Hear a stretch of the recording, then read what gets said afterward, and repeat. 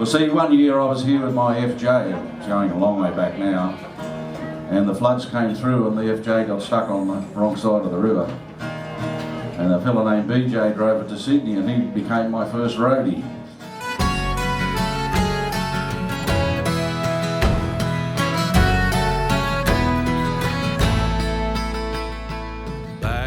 This year is my 45th year because Old Man Emu was written in 1970. So June this year will be 45, so it's a big year for a celebration for me, and I'll turn 70 this year as well. And there's 50 albums. I actually wasn't aware. I still feel like I've got places to go, but part of me wants to retire.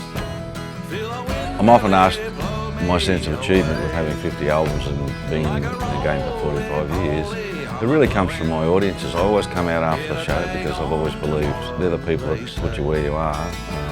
And I know I never forgot as a kid if someone signed an autograph for me, you love them forever, you know, so there's method in the madness. But it's when they come up to me and say, keep doing what you're doing, mate, because you make me feel proud to be Australian. And that's the kind of thing where I feel like I've achieved something. I feel lucky that I was in the business when I was in the business, because I think it's a lot tougher now. Just like my dad, he went through the best time in wheat farming. So it's a bit like that. We're both lucky to go through this, having good seasons in our life. You know. Often people look at my diary or my website and say, hell, you're so busy, but I never feel that way. I'd rather write a song than read a book. I'd rather write a new song than practice an old one. So it's just part of my life to write a song. And of course we block out time to record, so that's just fun. The whole thing's fun, especially with Matt Fell. It's so much fun to work with. He thinks the way I think. We treat every track differently. We don't try to make it all smooth over, and we just treat every track as a possible hit. But I think what makes us feel busy is sitting at airports doing nothing. You know, that's when it feels busy. You know, because you can't do anything, and that's tiresome. This year is Old Man Emu's 45th birthday in June. So that month I'm going to do 2 shows in my big shed up in the mountains above the Gold Coast. They're already booked out. So we gave them a special price and they didn't get to the main price at all. So I built a stage and I'm building a big fireplace, and if it doesn't rain we're going to have a big campfire, and it's going to be magic. I just want to share the place with people because the shed is looking out over wilderness. You can't see any other humanity at all from there. It's all just pure nature. Over the years I've been to all the places in France where we've lost a lot of diggers, but I still haven't been to Gallipoli.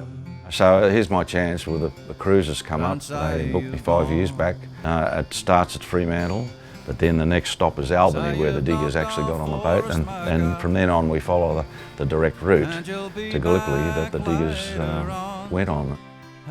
We'll be out in Suvla Bay on Anzac Day, which is a different approach. That's where the diggers came in. So it's going to be emotional. I didn't have any trouble writing an autobiography. I made a lot of trouble for my wife Meg, who was the editor, because I'd be writing about the day I sang it for the Wallabies, and next minute I'm writing about the trees, you know. So she had to cut that bit off and put it in another, and it was difficult for her. But I've never had that much trouble remembering things. And it's just trying to work out what's interesting to other people and what isn't. I thought maybe a lot of people like farmers would be saying, oh well, all that stuff's all very bland and ordinary because we did the same thing, but I'm surprised to get the reaction from them saying it's the first time they've seen it written down on paper and it actually brings their memories back. It makes them think about all the stuff they've done. I think as an entertainer is what the things that come up in that, going back to the different periods of my life, how all of a sudden I remember a certain muso, or the bloke that made me deaf from playing the guitar too loud, or, you know, there's a lot of things that happen, a lot of different things that happen in a career, whereas on farming and my boyhood, it fairly flowed fairly well, but this business is chaos.